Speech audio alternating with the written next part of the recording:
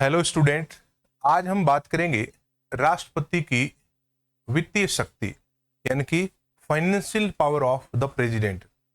पिछली क्लासेज में हमने बात की थी राष्ट्रपति की विधायी शक्ति यानी कि लेजिस्लेटिव पावर, और उससे पहले हमने बात की थी कि राष्ट्रपति की कार्यपालिका शक्ति यानी कि एग्जीक्यूटिव पावर, और उससे पहले हमने राष्ट्रपति के निर्वाचन को पढ़ा था, इलेक्शन ऑफ द प्रेसिडेंट, और उससे पहले हमने राष्ट्रपति की पद की शर्तें, पद की योग्यताएं, राष्ट्रपति के पद का नाम और राष्ट्रपति और प्रधानमंत्री में डिफरेंस और इस प्रकार का इंट्रोडक्शन हमने किया था। और आज की इस क्लास में हम बात करने वाले हैं राष्ट्रपति की पावर में फाइनेंशियल पावर। फाइनेंशियल पावर नाम से पता लग रहा है वित्तीय शक्ति, और वित्तीय शक्ति में नाम से पता लग रहा है पैसों से संबंधित मामले जो होते हैं वो राष्ट्रपति के नाम से संचालित होते हैं। पैसों के संदर्भ में राष्ट्रपति के पास कौन कौन सी पावर है उसकी हम एक एक करके चर्चा करेंगे विद एग्जाम्पल, और बहुत ही सिंपल है, बहुत ही इंटरेस्टेड है, और हमारे डे टू डे लाइफ के साथ भी ये पूरे मामले जुड़े होते हैं। तो अब आप इसे ध्यान से समझने का प्रयास करेंगे। हम बात कर रहे हैं राष्ट्रपति की वित्तीय शक्ति, नाम है वित्तीय शक्ति यानी कि फाइनेंशियल पावर। राष्ट्रपति की जो फाइनेंशियल पावर है इसमें सबसे पहले हम बात करेंगे अनुच्छेद यानी कि आर्टिकल 112। अनुच्छेद 112 जो है वो बजट से संबंधित अनुच्छेद है और वित्तीय शक्तियों का मामला इसमें आता है। बजट के संदर्भ में राष्ट्रपति के पास कौन कौन सी पावर। देखो, आर्टिकल 112 में जो प्रावधान है उसमें लिखा है वार्षिक वित्तीय विवरण। क्या लिखा है उसमें? वार्षिक वित्तीय विवरण। इंग्लिश में कहें तो एनुअल फाइनेंशियल स्टेटमेंट, AFC। वार्षिक वित्तीय विवरण एक्चुअल में बजट होता है, और इस बजट को राष्ट्रपति रखवाता है पार्लियामेंट में। पार्लियामेंट का मतलब संसद में। संसद में प्रतिवर्ष सरकार के द्वारा एक साल में टोटल जो पैसा कमाया गया है, जनरेट की गई है इनकम, पैसा इकट्ठा किया गया है वो, और टोटल जो खर्च है उन सब के बारे में पूरा डिटेल होता है, जिसको वार्षिक वित्तीय विवरण के नाम से जानते हैं। और ये वार्षिक वित्तीय विवरण आता कहां पर है? हमारी पार्लियामेंट यानी कि हमारी संसद में। अब संसद में आपको पता ही है कि संसद में दो सदन होते हैं। संसद के एक सदन का नाम है लोकसभा और दूसरे सदन का नाम है राज्यसभा। लोकसभा और राज्यसभा ये संसद के दो सदन हैं, और इन सदनों में बजट को पेश किया जाता है। बजट पेश करने के बाद अब आगे की कार्रवाई होती है, और वो कार्रवाई है कि सरकार के द्वारा धन विधेयक रखवाया जाता है। कौन सा विधेयक? धन विधेयक। बजट लाने के 60 दिनों के भीतर, कितने दिनों के भीतर? 60, अंडर 60 डेज, 60 दिनों के भीतर एक बिल लाया जाता है, और उस बिल का नाम है मनी बिल। हिंदी में कहें तो धन विधेयक। इसमें पूरे प्रावधान होते हैं कि आपको कितना और क्यों धन चाहिए। अब इस धन विधेयक को प्रस्तुत किया जाता है लोकसभा में, केवल और केवल कहां पर? लोकसभा में। और लोकसभा में जब धन विधेयक पास हो जाता है तो उसके बाद में संचित निधि से सरकार को धन की प्राप्ति होती है। सरकार को धन कहां से मिलेगा? संचित निधि से मिलेगा। अब आपको लग रहा होगा कि संचित निधि एक्चुअल में है क्या, तो आप मान के चलो कि जो संचित निधि है वो सरकार जहां पर पैसा रखती है यानी कि रुपयों का एक बोरा है। आप इसको ये मान सकते हो कि संचित निधि एक धन रखने का एक स्थान है जहां पर सरकार का पूरा धन एकत्रित रहता है। यह संचित निधि है, रुपयों का एक बोरा। और इस संचित निधि के यहां पर लगा हुआ है ताला। इंग्लिश में इस संचित निधि को कहते हैं सीएफ, यानी कि कंसोलिडेटेड फंड। सीएफ का मतलब होता है कंसोलिडेटेड फंड, यानी कि संचित निधि। जहां पर सरकार पैसा एक स्थान पर इकट्ठा रखे उसको बोलते हैं संचित। और धन विधेयक जब पास होता है तो सरकार संचित निधि से धन प्राप्त करती है। और धन विधेयक 60 दिनों के भीतर भीतर यहां पर पास हो जाता है। और धन विधेयक राज्यसभा में नहीं जाता है, केवल और केवल कहां जाता है? लोकसभा में। लोकसभा में धन विधेयक जैसे ही पास हुआ, सरकार को इस संचित निधि की चाबी मिल गई। चाबी किसकी मिल गई? संचित निधि की। क्योंकि ये चाबी लोकसभा के पास रहती है, क्योंकि कारण है कि संचित निधि में जो पैसा है वो देश की जनता का है। और जनता कहां बैठती है? लोकसभा के अंदर बैठती है। लोकसभा में जो जनता बैठी है उसी का तो धन है, देश की जनता का। टैक्स के माध्यम से जो सरकार को पैसा दिया है वही संचित निधि में रहता है। अब यहां पर जैसे संचित निधि का ताला खुला, सारे मंत्री जो है हमारे इस बोरे पर टूट पड़े, पूरा धन निकाल लिया और इसको खर्च कर दिया। खर्च कहां पर किया? जनता के ऊपर खर्च किया। जनता के ऊपर खर्च किया यानी कि जनता की बिजली, पानी, सड़कें, स्वास्थ्य, रोजगार, कल्याणकारी काम जितने भी है उन सब के ऊपर ये खर्च कर दिया, अलग अलग जगह। अब यहां पर इन खर्चों की ऑडिट की जाएगी। क्या की जाएगी? ऑडिट। ऑडिट हमारे देश में करता कौन है? सीएजी करता है। सीएजी क्या है इसके बारे में मैं आपको बताऊंगा detail. Controller and auditor general, नाम ही है कंट्रोलर एंड ऑडिटर जनरल, जिसका काम है सरकार के द्वारा खर्च किए गए पैसों की ऑडिट करना, उनका अंकेक्षण करना। और अंकेक्षण जब किया जाता है तो उसकी एक रिपोर्ट तैयार होती है और ये रिपोर्ट राष्ट्रपति को सौंपी जाती है। तो सीएजी अपनी रिपोर्ट किसको सौंपता है? सीएजी अपनी रिपोर्ट सौंपता है भारत के राष्ट्रपति को। और राष्ट्रपति इस रिपोर्ट को कहां रखवाता है? लोकसभा में। और लोकसभा में एक समिति होती है जिसका नाम होता है पीएसी, पब्लिक अकाउंट कमिटी, यानी कि लोक लेखा समिति। सरकार का जितना भी पैसा है उस पूरे पैसे के खर्च की रिपोर्ट है ये पीएसी, जिसकी जांच करती है, सीएजी के द्वारा बनाकर दी गई है। और पीएसी पब्लिक अकाउंट कमिटी, इसमें 22 लोग होते हैं टोटल। और 22 लोगों में 15 लोकसभा के होते हैं और 7 सदस्य इसमें होते हैं राज्यसभा के। लोक लेखा समिति का कोई भी सदस्य और अध्यक्ष मंत्री नहीं हो सकता। और इसका अध्यक्ष हमेशा सत्तारूढ़ पार्टी का नहीं बल्कि विपक्ष की पार्टी के व्यक्ति को बनाया जाता है, ताकि वो सरकार के खर्चों की निष्पक्ष जांच कर पाए। लोक लेखा समिति के द्वारा, पब्लिक अकाउंट कमिटी के द्वारा इस सीएजी की ऑडिट रिपोर्ट की बारीकी से जांच की जाती है और सरकार के घोटाले यहीं पर उजागर होते हैं। इस देश में जितने भी बड़े बड़े घोटाले हुए हैं, चारा घोटाला, 2G घोटाला, कॉमनवेल्थ घोटाला, गेम घोटाला, कोयला घोटाला, आदर्श हाउसिंग घोटाला, दह घोटाला, मार घोटाला, लोग कितने प्रकार के घोटाले इस देश में हुए हैं। हमें पता कैसे लगा? इस सीएजी की reports.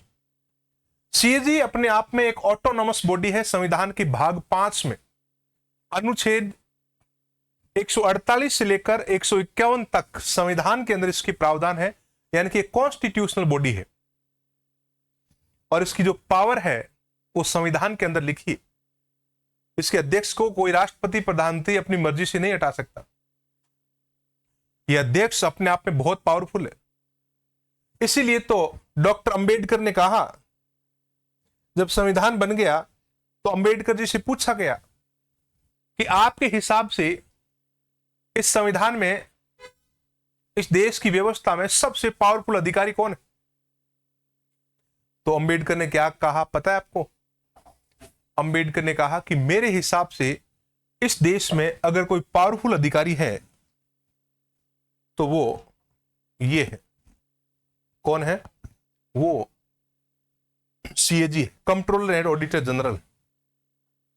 Controller and auditor general के संजय मूर्ति अभी वर्तमान में सीएजी है। तो अंबेडकर ने सीएजी को भारत का सबसे ताकतवर अधिकारी बताया। क्यों? क्योंकि सरकार पैसा खर्च करती है और ये उसकी जांच करता है, और जब ये जांच करता है, उसकी कलम जहां चल जाती है, उसको थोड़ा सा भी इधर से उधर नहीं किया जा सकता। राष्ट्रपति भी इसमें कोई चेंज नहीं कर सकता। इतनी पावरफुल कलम होती है, बड़ी बड़ी सरकारें गिरा दी इसने। तो यहां पर सीएजी रियल में ही पावरफुल तो है, लेकिन पावर उसके अंदर है, अब इस्तेमाल करने वाले पर डिपेंड करेगा कि वो कितने इस्तेमाल करता है। आपके अंदर कितनी पावर है, आप यूज कर पाते हो, उसी के ऊपर डिपेंड करेगा कि सही जगह और सही स्थान पर आपने अपनी पावर का इस्तेमाल किया क्या। तो इस प्रकार से according to Ambedkar, CAG is the most powerful officer in India. Bhimrao Ambedkar के अनुसार सीएजी देश का सबसे ताकतवर अधिकारी है। सीएजी अपने आप में संस्था भी है और सीएजी अपने आप में अधिकारी का नाम भी है। चलिए, तो हम बजट की बात कर रहे थे, हम वार्षिक वित्तीय विवरण की बात कर रहे थे। राष्ट्रपति आदेश देता है, वित्त मंत्री लेकर आता है। कहां लेकर आता है? पार्लियामेंट में। कब लेकर आता है? प्रतिवर्ष संसद के प्रथम सत्र की पहली कार्य दिवस की पहली बैठक में बजट रखा जाता है, बजट सत्र में। इसीलिए इसका नाम पड़ गया बजट सत्र। हमने पिछली क्लास में बात की थी कि संसद में 3 सत्र आते हैं, बजट सत्र, मानसून सत्र और शीतकालीन सत्र। यह बजट सत्र सबसे लंबा चलने वाला सत्र है, इसमें बजट लाया जाता है, इसीलिए इसका नाम पड़ गया बजट सत्र। आपको मैं एक बात क्लियर कर देता हूं कि बजट शब्द संविधान में कहीं भी नहीं है। 395 अनुच्छेद कहीं भी आप देख लो, बजट शब्द लिखा हुआ नहीं है। यह बजट शब्द फ्रेंच भाषा की बगेट से बना है, जिसका मतलब होता है लेदर का बैग। यह ब्रिटिश गवर्नमेंट के द्वारा भारत में नाम का प्रचार प्रसार किया गया, लेकिन भारत में इसे वार्षिक वित्तीय विवरण कहा गया है। वार्षिक वित्तीय विवरण अनुच्छेद 112 में लिखा है। एनुअल फाइनेंशियल स्टेटमेंट अनुच्छेद कौन से में है? 112 में। एनुअल फाइनेंशियल स्टेटमेंट लेकर आता है फाइनेंस मिनिस्टर, और उसके 60 दिनों के भीतर सरकार के द्वारा धन विधेयक रखा जाता है। धन विधेयक कहां पर रखा जाएगा? लोकसभा में। धन विधेयक पास होते ही संचित निधि से सरकार को धन प्राप्त होता है, और संचित निधि जिसको हम बोलते हैं consolidated fund, Indian constitution article 266 clause first में लिखा है भारत की एक संचित निधि होगी, और इसमें भारत सरकार का पूरा पैसा एकत्रित रहता है। संचित निधि से पैसा खर्च किया जाता है, और खर्च करने के बाद में ऑडिट कौन करता है? CAG.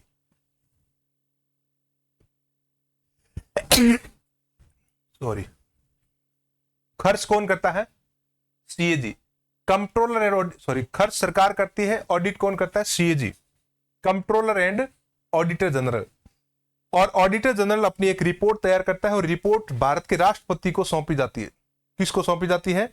The president of India को। और राष्ट्रपति इस रिपोर्ट को कहां रखवा रहा है? देखो, राष्ट्रपति इस रिपोर्ट को रखवा रहा है लोकसभा में पीएससी के समक्ष। पीएससी यानी कि लोक लेखा समिति के समक्ष रखवाता है, और वो इसकी बारीकी से जांच करती है। जांच के बाद में जितने भी बड़े बड़े घोटाले जब उजागर होते हैं तो सरकार को जवाब देना पड़ता है और फिर मंत्रियों के खिलाफ, दोषियों के खिलाफ कार्रवाई की जाती है। लालू प्रसाद यादव आज भी जेल में बैठे हैं सीएजी के कारण।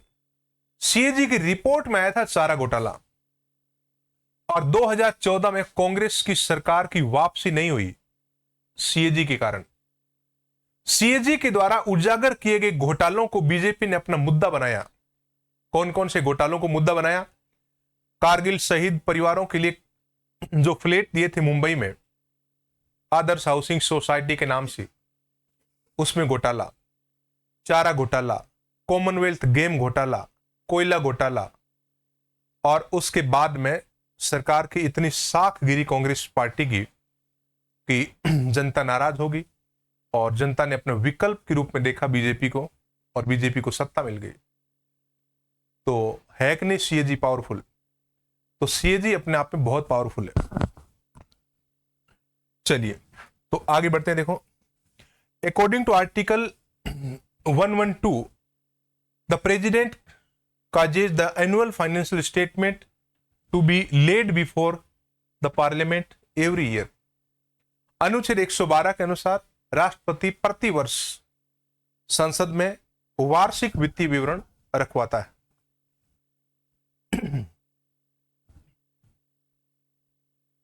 When the money bill is passed in Lok Sabha within 60 days of the budget, then the government receive money from the consolidated fund of India. जब सरकार धन विधेयक को लोकसभा में पास करवा लेती है उसके बाद सरकार को संचित निधि से धन प्राप्त होता है। कंसोलिडेटेड फंड का उल्लेख संविधान के अनुच्छेद कौन से में है? 266 फर्स्ट में, एक में। 266 दो में राज्यों की संचित निधि है। यहां पर government expenditure is audited by the controller and auditor general. सरकार के खर्चों का ऑडिट कौन करेगा? ऑडिट या अंकेक्षण सीएजी करेगा, controller and auditor general. CAG का उल्लेख संविधान के कौन से भाग और कौन से अनुच्छेद में है? तो आप देखें, भाग 5 अनुच्छेद 148 से 151 तक सीएजी का प्रावधान है और वर्तमान में के संजय मूर्ति सीएजी है, यानी कि भारत के नियंत्रक एवं महालेखा परीक्षक। और अंबेडकर ने सीएजी को भारत का सबसे ताकतवर अधिकारी बताया। CAG's report is closely scrutinized by the public account committee in the Lok Sabha. It is assisted by CAG, यानी कि सीएजी की सूक्ष्मता से करीबी से जांच करेगी लोक लेखा समिति और वो लोकसभा के अंदर होती है। और इस लोक लेखा समिति यानी कि पीएससी की असिस्टेड मदद कौन करेगी? सीएजी। सीएजी उस रिपोर्ट को पढ़ने में लोक लेखा समिति की हेल्प करती है, मदद करती है। उसके बाद में हम बात करेंगे राष्ट्रपति का वित्त आयोग का गठन करना। वित्त आयोग, राष्ट्रपति प्रत्येक 5 साल में फाइनेंस कमीशन का गठन करता है। वित्त आयोग और वेतन आयोग में अंतर है। वेतन आयोग पे कमीशन होता है, वित्त आयोग फाइनेंस कमीशन होता है। वेतन आयोग कर्मचारियों के वेतन की वृद्धि करता है और वित्त आयोग सरकारों की खजाने में वृद्धि करता है। तो वित्त आयोग केंद्र और राज्यों के बीच में टैक्स बांटने का काम करता है कि कितना जीएसटी केंद्र को मिले, कितना राज्यों को मिले, इनकम टैक्स का कितना हिस्सा राज्यों को दिया जाए, कितना हिस्सा केंद्र अपने पास रखे, कौन से टैक्स में राज्यों की हिस्सेदारी कितनी हो और लोकल गवर्नमेंट को कितनी फंडिंग की जाए ताकि हमारी पंचायती राज और लोकल गवर्नमेंट का डेवलपमेंट बहुत बेहतर हो सके। इस प्रकार की सिफारिशें वित्त आयोग के द्वारा हर 5 साल में की जाती है। भारतीय संविधान के अनुच्छेद 280 में वित्त आयोग के गठन के बारे में कहा गया है कि राष्ट्रपति प्रत्येक 5 वर्ष में एक वित्त आयोग का गठन करेगा, जिसका मूल उद्देश्य होगा केंद्र व राज्य सरकारों के बीच में करों का बंटवारा करना, राष्ट्रपति को वित्तीय सलाह देना और इसके अलावा इसके अलावा राष्ट्रपति द्वारा वित्त से संबंधित सौंपे गए अन्य कार्य करना वित्त आयोग की ये मुख्य ड्यूटी होती है। According to article 280 the president constitute the finance commission every 5 years.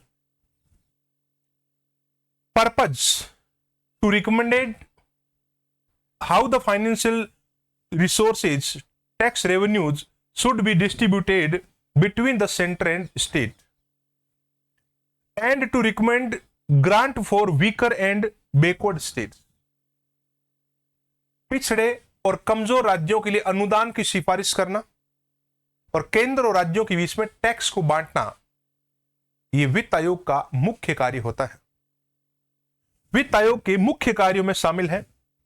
और अगर हम देखें कि वित्त आयोग की पहली स्थापना जब हुई थी केसी नियोगी की अध्यक्षता में 1951 से लेकर 56 तक इसने कार्य किया, और उस समय आजाद भारत के पहले वित्त आयोग बने थे केसी नियोगी। केसी नियोगी का पूरा नाम है क्षितिज चंद्र नियोगी। क्षितिज चंद्र नियोगी। हाल ही में 16वें वित्त आयोग का गठन हो चुका है और 16वें वित्त आयोग के अध्यक्ष है डॉक्टर अरविंद पनगड़िया, और इनका कार्यकाल रहेगा 2025 से 30 तक। और इन्होंने स्थान लिया है 15वें वित्त आयोग का, और 15वें वित्त आयोग के अध्यक्ष थे नंद किशोर सिंह, जिनका कार्यकाल था 2020 से 25। कोविड के दौरान 15वें वित्त आयोग का गठन हुआ था और अभी 16वें वित्त आयोग का गठन हो चुका है। तो ये जो हमने पढ़ी, ये राष्ट्रपति की वित्तीय शक्तियां थी, फाइनेंशियल पावर के बारे में हमने बात की। अब हम बात करने वाले हैं राष्ट्रपति की जुडिशियल पावर। जुडिशियल पावर यानी कि न्यायिक शक्ति। न्यायिक शक्ति यानी कि न्यायपालिका से और कानून की व्यवस्था से संबंधित राष्ट्रपति की कुछ शक्तियां हैं, और उन शक्तियों में राष्ट्रपति के लिए सबसे महत्वपूर्ण है क्षमादान शक्ति। इसमें हम बात करेंगे power of pardon according to article 72। राष्ट्रपति की क्षमादान शक्ति। क्षमादान शक्ति में राष्ट्रपति कौन कौन से निर्णय ले सकता है किसी अपराधी को बचाने के लिए। उसके बाद में राष्ट्रपति के द्वारा परामर्शी शक्ति का भी इस्तेमाल किया जाता है। आर्टिकल 143 में राष्ट्रपति की सुप्रीम कोर्ट से सलाह लेने की भी शक्ति है। इसके अलावा सुप्रीम कोर्ट और हाई कोर्ट के जो जजेज है उनको अपॉइंट भी राष्ट्रपति के द्वारा ही किया जाता है। और इसके साथ साथ हम बात करेंगे कि संसद के जो सदस्य हैं उनकी अयोग्यता का निर्धारण राष्ट्रपति किस प्रकार से करता है। तो इन सारी चीजों को हम अनुच्छेद के साथ में समझेंगे और देखते हैं कि कौन कौन सी चीजें न्यायिक शक्ति का पार्ट है। तो सबसे पहले पावर टू ग्रांट पार्डन की बात कर लेते हैं। पावर टू ग्रांट पार्डन अनुच्छेद 72 में लिखा है कि राष्ट्रपति भारतीय कानून से जुड़े अपराधियों को क्षमादान कर सकता है। इसलिए इस शक्ति का नाम क्या है? क्षमादान शक्ति। क्षमादान शक्ति, पावर टू ग्रांट पार्डन। एक सवाल है आपसे मेरा कि राष्ट्रपति किसी की सजा को बढ़ा सकता है क्या? यहां आप पढ़ रहे हो राष्ट्रपति सजा को घटाता है, कम करता है, अपराधियों की सजा को कम कर रहा है। लेकिन राष्ट्रपति को अगर गुस्सा आ जाए किसी के ऊपर, अपराधी के ऊपर, जो राष्ट्रपति से क्षमा याचना करने के लिए गया है, तो क्या राष्ट्रपति उसकी सजा को बढ़ा सकता है? तो इसका आंसर है नहीं। राष्ट्रपति के पास भी यह पावर नहीं है कि किसी अपराधी की सजा को बढ़ा दे, क्योंकि उस अपराधी को जो सजा मिली है वो बढ़ी हुई ही मिली है। हमारी अदालत, हमारा कोर्ट, न्यायपालिका कानून के अंतर्गत सबसे ज्यादा वाली सजा देती है जो कानून में प्रावधान है। अब अनुच्छेद 72 में राष्ट्रपति को यह पावर है कि आप इस सजा को चाहे तो घटा सकते हैं, कम कर सकते हैं, माफ कर सकते हैं और बिल्कुल फ्री कर सकते हैं उसको। अब क्या क्या कर सकते हैं देखो, क्षमा करना, लघुकरण करना, परिहार करना या राहत देना और निवारण। Pardon, commute, remit, respite, reprieve. तो राष्ट्रपति इस प्रकार के निर्णय ले सकता है। क्षमा करना, कंप्लीटली फॉरगिव द सेंटेंस, सजा को पूरी तरह से माफ कर देना। राष्ट्रपति कंप्लीटली माफ कर सकता है, चाहे उसको कितनी भी बड़ी सजा मिली हो। राष्ट्रपति उसे कह सकता है जाओ तुम घर जाकर आराम करो, सो जाओ। ये पावर है राष्ट्रपति की। लेकिन मैं आपको एक बात क्लियर कर दूं, इस पावर का इस्तेमाल राष्ट्रपति अपनी मर्जी से नहीं कर सकता। राष्ट्रपति इस पावर का इस्तेमाल यूनियन काउंसिल ऑफ मिनिस्टर की सलाह के बाद ही कर सकता है। केंद्रीय मंत्री परिषद राष्ट्रपति को सलाह देती है, उसी के अकॉर्डिंग राष्ट्रपति निर्णय करता है। According to article 74, the suggestion of council of minister is compulsory on the president. यानी कि राष्ट्रपति पर मंत्री परिषद की सलाह बाध्यकारी है। अगर मंत्री परिषद ने सलाह दे दी इसको माफ कर दो, तो राष्ट्रपति माफ कर देगा। और मंत्री परिषद का मतलब आप जानते हो, प्रधानमंत्री। भाइयों बहनों, किसको माफ करना है और किसको नहीं, वहीं से तय होगा। उसके बाद में आता है लघुकरण, यानी कि कम्यूट करना यानी कि कम करना, रेड्यूस द पनिशमेंट, किसी की सजा को घटा देना। किसी को 15 साल की सजा मिली है तो राष्ट्रपति 10 साल कर सकता है। इसे कहते हैं कम्यूट करना या लघुकरण करना। किसी की सजा को लघुकरण करना यानी कि घटाना। परिहार, रिमिट, कुछ हिस्से को हटा देना। Remit, cancel the part of punishment.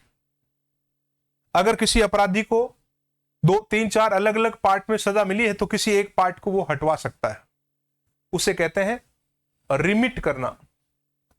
परिहार करना, राहत देना, respite, award a lesser punishment due to special circumstances. इसके स्पेशल सर्कमस्टेंसेज का मतलब है कुछ विशिष्ट परिस्थितियों में राष्ट्रपति उसकी सजा को राहत दे सकता है। जैसे कोई गर्भवती महिला है, प्रेग्नेंट लेडी है, अपराधी है, तो राष्ट्रपति उसको यह राहत दे सकता है कि जब तक ये ठीक नहीं हो जाए तब तक इसकी सजा को स्टार्ट न किया जाए। कोई बीमार सीमार अपराधी है, कोई विकलांग है, ऐसी कंडीशन में राष्ट्रपति उसको राहत दे सकता है। तो ये भी सजा के क्षमादान की शक्ति का पार्ट है। उसके बाद में आता है निवारण, रिप्राइव, सजा का क्या करना, रिप्राइव करना। Temporary delay in execution of punishment, यानी कि एक अनिश्चित समय के लिए सजा को रोक देना। सजा के निष्पादन में अस्थायी रूप से रोक लगा देना। जैसे राजीव गांधी के अपराधियों की मृत्युदंड के ऊपर राष्ट्रपति ने क्या किया था, रिप्राइव किया था, अनिश्चित समय के लिए रोक लगा दी थी। और वो अनिश्चित समय इतना अनिश्चित हुआ कि करते करते 20 साल हो गए। 20 साल हो गए, मृत्युदंड की सजा सुनाए 20 साल हो गए। और भारत के संविधान का अनुच्छेद 21 कहता है कि किसी को देरी से फांसी देना उसके मूल अधिकार का हनन है। किसी को देरी से फांसी देना उसके मूल अधिकार का हनन है। और कितनी देरी मिलॉर्ड, 20 साल में तो एक नस्ल तैयार हो जाती है, एक नौजवान तैयार हो जाता है 20 साल में तो। और 20 साल आपने किसी अपराधी की सजा को डिले किया, और वो भी मौत की। जब राम जेठमलानी ने सुप्रीम कोर्ट में राजीव गांधी के हत्यारों का पक्ष रखा, बचाव पक्ष, तो उन्होंने तर्क प्रस्तुत यही किया था, हवाला दिया था इंडियन कॉन्स्टिट्यूशन के आर्टिकल 21 का कि मिलॉर्ड और कितनी देरी। हमारा संविधान कहता है कि देरी से फांसी देना किसी के मूल अधिकार का हनन है। और कितनी देरी मिलॉर्ड, 20 साल हो गए इनको। और व्यक्ति को जब मौत की सजा मिलती है तो उसका 1 मिनट, 1 घंटा और 1 दिन कितना कष्ट में निकलता है, उसकी तड़प और उसके दुख और उसका दर्द वही जान सकता है जिसने इसको झेला है। मिलॉर्ड, इन्होंने झेला है। इन्होंने 1-1 मिनट, 1-1 दिन और 1-1 घंटे इस कष्ट को झेला है और 20 सालों तक झेला है। और आज अगर हम इनको मृत्युदंड देते हैं तो ये न केवल भारत के संविधान का उल्लंघन होगा बल्कि मानवता के भी खिलाफ होगा। और मिलॉर्ड मान गए। मिलॉर्ड ने कहा कि बात में वजन तो है। और उसके बाद में राजीव गांधी के हत्यारों की सजा कैंसिल, माफी की, जो फांसी की सजा थी वो कैंसिल हो गई। जब किसी की फांसी की सजा कैंसिल होती है तो आजीवन कारावास में बदलती है। और उनके आजीवन कारावास में जब फांसी की सजा को बदला गया, और आजीवन कारावास मैक्सिमम 20 ईयर होता है, 20 साल का होता है, और 20 साल उनको हो चुके। और फिर उन्होंने कहा ये लो, हमने आजीवन कारावास काट लिया और अब जो है हमारे कानून के पास कोई इस प्रकार का तथ्य नहीं है कि उनको सजा दे दे। और उनको फ्री कर दिया, जेल से बाहर घूम रहे हैं। आज देश के प्रधानमंत्री के हत्यारे जिनको फांसी की सजा हुई, आज वो देश में बाहर घूम रहे हैं खुले में, और खुलेआम कह रहे हैं हमने मारा था। तो ये कानून की कुछ खामियां होती है जिनका कुछ लोग गलत फायदा भी उठाते हैं। हमारे देश का जब कानून बना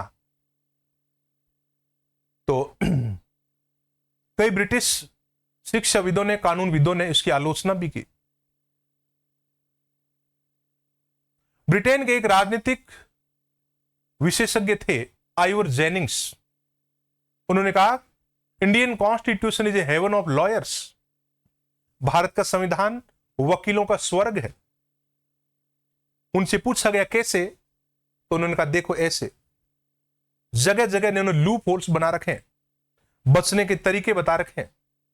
और ये तरीके कौन बता सकता है? केवल लॉयर ही बता सकता है, वकील ही बता सकता है। और ये वकील इसलिए बता सकता है क्योंकि इस कानून का निर्माण इन वकीलों ने किया है। और ये बात एकदम सही है कि संविधान निर्माण के दौरान संविधान सभा के जो मेंबर्स थे उसमें 90% लॉयर थे, 90% वकील थे। और बताते हैं कि वकील जब किसी कानून का निर्माण करता है तो बाल की भी खाल निकाल लेता है। बाल में खाल होती नहीं है लेकिन फिर भी वो कहता है इसमें कहीं ना कहीं है। ऐसे कानून का निर्माण करता है। और जब उनसे पूछा कि आपने ऐसा कानून क्यों बनाया, तो उनका तर्क बड़ा मजबूत था। उनका तर्क यह था कि हमने कानून इसलिए बनाया कि 10 अपराधी बच जाए, कोई गम नहीं है, लेकिन किसी भी निर्दोष को सजा न हो, इसलिए हमने इस प्रकार का कानून बनाया, लचीला और लूप होल्स वाला। और जो लूप होल्स हमने बनाए हैं वो निर्दोष को बचने के रास्ते हम देंगे, और निर्दोष को बचाने के लिए बनाए हैं कि किसी भी निर्दोष को सजा न मिले। और आज उन लूप होल में से कौन निकल रहा है, कौन बच रहा है, निर्दोष या दोषी? उसका फायदा उठा रहे दोषी। जो दोषी है वो कानून का अच्छा इस्तेमाल करते हैं, पैसा फेंकते हैं और वकील उनका केस लड़ते हैं। और जो बेचारा निर्दोष है, गरीब है, उसके पास तो इतने बड़े बड़े मुकदमे लड़ने के लिए पैसे ही नहीं है, तो वो तो जाएगा जेल, और जो दोषी है वो रहेगा बाहर। तो अभी भी सिस्टम में बहुत बड़ी बड़ी खामियां हैं, इसमें सुधार की बड़ी गुंजाइश है, और एक बहुत बड़ी क्रांति की आवश्यकता है देश को। क्रांति का मतलब क्रांति होता है, क्रांति का मतलब आमूलचूल परिवर्तन। सिस्टम में निरंतर सुधार होता है पब्लिक की, नागरिकों की इच्छा और अपेक्षाओं के अनुसार। तो ये लगातार सुधार की दरकार है। चलिए, तो हमने बात की क्षमादान शक्ति की, अनुच्छेद 72 की। राष्ट्रपति के पास अनुच्छेद 72 में क्षमादान शक्ति में ये सारी चीजें शामिल है। अब देखो, यहां पर एप्लीकेबल इन केसेस, यानी कि मृत्युदंड और जो सैन्य अदालत के मामले होते हैं उसमें भी राष्ट्रपति अपराधियों को क्षमादान कर सकता है। Where punishment is by court martial, अगर किसी सैन्य अदालत ने पनिशमेंट दिया है तो राष्ट्रपति उसको माफ कर सकता है, लेकिन राज्यपाल माफ नहीं कर सकता ऐसे पनिशमेंट। इंडियन कॉन्स्टिट्यूशन आर्टिकल 161 में राज्यों के राज्यपाल के पास में क्षमादान की शक्ति है, और वही शक्ति राष्ट्रपति के पास आर्टिकल 72 में है। लेकिन दोनों में डिफरेंस क्या है? बड़ा डिफरेंस यह है कि कोर्ट मार्शल के अपराधी को राज्यपाल माफ नहीं कर सकता, राष्ट्रपति कर सकता है। मृत्युदंड, जिसको फांसी की सजा हुई है, उसको राज्यपाल भी माफ कर सकता है और राष्ट्रपति भी कर सकता है। Where punishment for offences against union law, Bharat की संघीय कानून के का अगर उल्लंघन हुआ है, उसके खिलाफ अगर कोई कार्य हुआ है तो पनिशमेंट के संदर्भ में। In death sentence in case even if by state court, अगर कोई मृत्युदंड दिया गया हो, चाहे किसी राज्य की अदालत ने दिया हो, तो भी राष्ट्रपति उनको क्षमादान कर सकता है। This is a discretionary power but exercise on the advice of the council of minister, राष्ट्रपति की विवेक शक्ति है जिनका इस्तेमाल वह भारत की मंत्री परिषद की सलाह से ही कर सकता है। उसके बाद में हम बात करेंगे judicial immunity. Judicial immunity, immunity का मतलब होता है छूट, रियायत।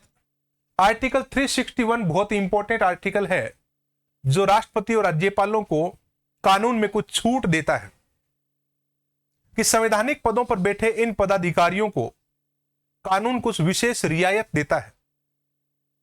क्या रियायत देता है?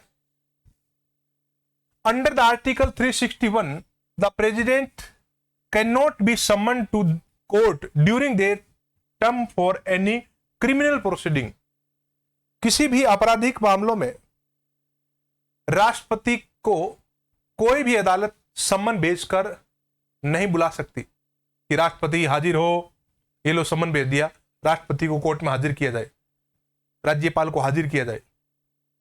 तो ये आर्टिकल उनको छूट देता है कि आपसे अगर अपराध भी हो जाएगा ना, तो कोर्ट में वो ताकत नहीं है कि आपको कोर्ट में घसीट ले। तो संविधान इसकी छूट देता है। किसकी?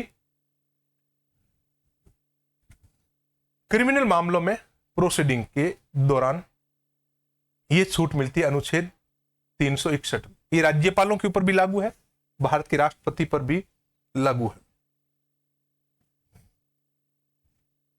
आपने सुना होगा जब 1992 में बाबरी मस्जिद का ढांचा गिराया गया था और बाद में सुनवाई के दौरान दोष सिद्ध हुआ और उसमें बीजेपी के कई नेता और तत्कालीन मुख्यमंत्री जो यूपी के थे उनके ऊपर इस प्रकार के आरोप लगे और आरोप सिद्ध हो गए। उनके नाम है लाल कृष्ण आडवाणी, मुरली मनोहर जोशी, उमा भारती और कल्याण सिंह। कल्याण सिंह 1992 में उत्तर प्रदेश के मुख्यमंत्री थे, सीएम। और इनके ऊपर जो आरोप लगा कि जब हजारों लोग सांप्रदायिकता में मारे गए, उसके दोष ये लोग थे, बीजेपी के नेता और उत्तर प्रदेश के मुख्यमंत्री। और कोर्ट ने गिरफ्तारी के आदेश दे दिए। गिरफ्तारी के जब आदेश दिए, ये 2020-21 की बात है। उस समय राजस्थान में राज्यपाल हुआ करते थे कल्याण सिंह। और उमा भारती, लाल कृष्ण आडवाणी और मुरली मनोहर जोशी, इन तीनों को गिरफ्तार कर लिया और कल्याण सिंह को गिरफ्तार नहीं किया, क्योंकि कल्याण सिंह राज्यपाल के पद पर थे। और यह आर्टिकल 361 कहता है कि राज्यपाल और राष्ट्रपति के विरुद्ध किसी भी प्रकार की कोर्ट में सुनवाई नहीं की जा सकती जब तक वो पद पर बैठे हैं। और जैसे ही कल्याण सिंह का कार्यकाल पूरा हुआ और राज्यपाल पद से हटे और पुलिस ने तुरंत गिरफ्तार कर लिया। तो इस प्रकार से संविधान का ये आर्टिकल अपने आप में बहुत महत्वपूर्ण है, जो राज्यपाल को इस प्रकार से, राष्ट्रपति और राज्यपाल को छूट देता है। अब हम बात करेंगे आर्टिकल 124 और 217 की, जिसमें प्रावधान किए हैं अपॉइंटमेंट ऑफ द जजेस, अपॉइंटमेंट ऑफ द जजेस, न्यायाधीशों की नियुक्ति। भारत में दो प्रकार के जो जज है जिनकी नियुक्ति भारत का राष्ट्रपति करता है, एक सुप्रीम कोर्ट और दूसरा हाई कोर्ट। सुप्रीम कोर्ट के जो जज होते हैं उनकी नियुक्ति अनुच्छेद 124 के अंतर्गत राष्ट्रपति के द्वारा होती है, और राज्यों में उच्च न्यायालय के जो जज होते हैं उनकी नियुक्ति होती है 217 के अकॉर्डिंग, और वो भी राष्ट्रपति करता है। आप कहीं सोच रहे होंगे कि राज्य में है वो तो राज्यपाल करेगा, नहीं, उसकी भी राष्ट्रपति ही करेगा। हाँ, शपथ मुख्य न्यायाधीश को राज्यपाल जरूर दिलाता है राज्य में, लेकिन नियुक्ति इनकी राष्ट्रपति करता है। The president appoints the chief justice and other जजेज of supreme court and high court based on the recommendation of collegium system. Recommendation किसकी? कोलेजियम सिस्टम की। इस कोलेजियम में टोटल 5 जज होते हैं, और ये 5 जज सुप्रीम कोर्ट के होते हैं, एक मुख्य न्यायाधीश और 4 अन्य न्यायाधीश। और कोलेजियम प्रणाली उस समय अस्तित्व में आई जब केशवानंद भारती मामले के बाद न्यायपालिका को ऐसा लगा कि राजनीतिक हस्तक्षेप न्यायपालिका में बहुत ज्यादा बढ़ गए हैं, और कार्यपालिका के द्वारा जजों की नियुक्तियां की जाती है। तो फिर राष्ट्रपति के लिए बाध्यकारी कर दिया गया था 1991 में कि आप कोलेजियम की सलाह से ही न्यायाधीशों को नियुक्त कर सकते हो। आपकी जानकारी के लिए मैं बता दूं कि मोदी सरकार ने 2014 में एक संविधान संशोधन करवाया था, 99th कॉन्स्टिट्यूशन अमेंडमेंट 2014, जिसमें कोलेजियम प्रणाली को समाप्त करने के प्रावधान थे। उन्होंने कहा कि मिलॉर्ड, कोलेजियम प्रणाली से भ्रष्टाचार होता है, इसमें न्यायपालिका किसी भी जज की सिफारिश करती है तो राष्ट्रपति को नियुक्त करना ही पड़ता है। और सुप्रीम कोर्ट ने इस संविधान संशोधन को सिरे से खारिज कर दिया, बोला नहीं, कोलेजियम से बेहतर नहीं है। इस न्यायिक नियुक्ति आयोग का जो आप गठन कर रहे हो, इसमें सरकार की मेजोरिटी है, और वापस वही सिस्टम आ जाएगा जो कोलेजियम से पहले था कि जज सरकार चाहेगी वही बनेगा फिर तो। इसलिए हम इसको हरगिज नहीं होने देंगे, और 99वां संविधान संशोधन रिजेक्ट हो गया, बुरी तरह से खारिज कर दिया गया इसको। तो आज कोलेजियम सिस्टम है, न्यायपालिका की स्वतंत्रता को मेंटेन रखने के लिए बहुत ही महत्वपूर्ण है। देश में रूल ऑफ लॉ है, कानून का शासन है, और जहां कानून का शासन होता है वहां एक स्वतंत्र न्यायपालिका होना बहुत जरूरी है। अगर न्यायपालिका हमारी जुडिशरी इंडिपेंडेंट नहीं है तो कार्यपालिका उसमें हस्तक्षेप करेगी, और कार्यपालिका के हस्तक्षेप से न्यायपालिका की स्वतंत्रता समाप्त हो जाएगी और देश में कानून का शासन धराशायी हो सकता है। इसलिए इस प्रकार की व्यवस्था की गई है। तो न्यायाधीशों की नियुक्ति राष्ट्रपति करता है, लेकिन सलाह कोलेजियम देता है। अब हम बात करते हैं consultation in legal matters, article 143। अनुच्छेद 143 में कहा गया है कि भारत का राष्ट्रपति सर्वोच्च न्यायालय से कानूनी मामलों में सलाह ले सकता है, सर्वोच्च न्यायालय से कानूनी मामलों में सलाह ले सकता है। और यह जो सलाह है राष्ट्रपति पर बाध्यकारी नहीं है कि सलाह माने ही माने, और सुप्रीम कोर्ट भी इस बात के लिए बाध्य नहीं है कि वो राष्ट्रपति को सलाह दे ही दे। वो भी अपने आप में स्वतंत्र है, राष्ट्रपति भी अपने आप में स्वतंत्र है। लेकिन एक मामले में सुप्रीम कोर्ट बाध्य है ये सलाह देने के लिए कि अगर मामला संविधान लागू होने से पहले का हो और वो राज्यों के संधि के साथ जुड़ा हो, राज्यों के एकीकरण के साथ जुड़ा हो, राज्यों और केंद्र के बीच में कमिटमेंट के साथ जुड़ा हो, और इस प्रकार का मामला तूल पकड़ता है, विवाद उत्पन्न हो जाता है, और राष्ट्रपति अगर सलाह मांगता है तो सुप्रीम कोर्ट सलाह देने के लिए बाध्य होगा। लेकिन राष्ट्रपति फिर भी स्वतंत्र है कि वो ऐसी सलाह मानने के लिए बाध्य नहीं है। The president can seek the opinion of supreme court on any question of law of fact. इसे बोलते हैं एडवाइजरी ज्यूरिसडिक्शन, यानी कि ज्यूरिसडिक्शन का मतलब होता है न्यायिक क्षेत्राधिकार। ये राष्ट्रपति की न्यायिक शक्ति का पार्ट है। न्यायिक क्षेत्राधिकार, परामर्शी क्षेत्राधिकार भी कह सकते हैं इसको, सलाहकारी क्षेत्राधिकार। 1992 में जब बाबरी मस्जिद को गिराया गया, देश में सांप्रदायिक दंगे हुए, बहुत बड़े स्तर पर लोग मारे गए, और अब देश में यह बहुत बड़ा विषय और मुद्दा बन चुका था कि अब इस समस्या का समाधान क्या हो सकता है। तब राष्ट्रपति ने सुप्रीम कोर्ट से अनुच्छेद 143 के अंतर्गत परामर्श लिया था कि बताइए क्या करना चाहिए। राष्ट्रपति समय समय पर इस प्रकार की सलाह मांगता है सुप्रीम कोर्ट से।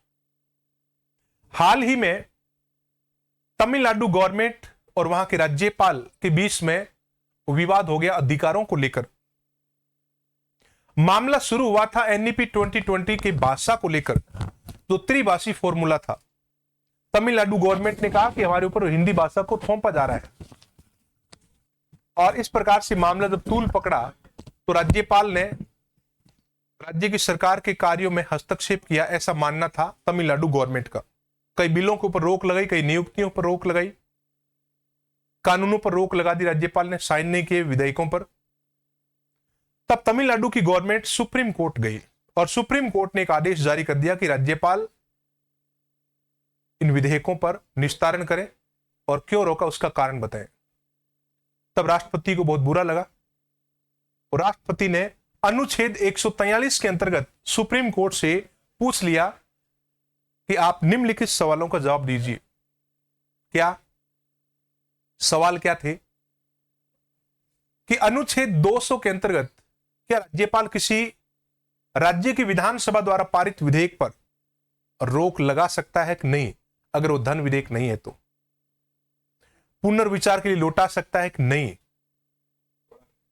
राष्ट्रपति के विचार हेतु सुरक्षित रख सकता है कि नहीं?